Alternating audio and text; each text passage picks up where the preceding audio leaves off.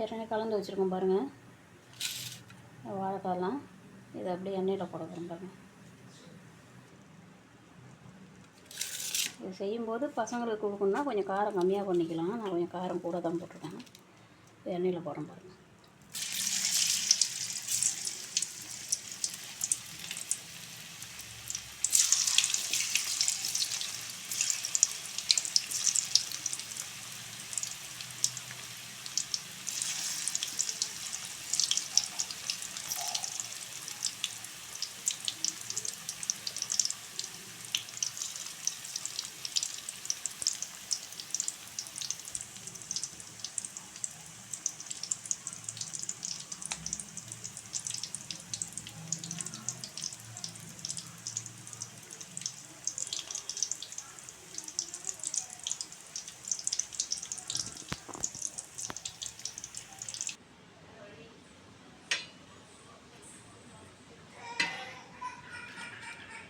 சுவையான வாழைக்காய் வறுவல் ரெடி பாருங்கள்.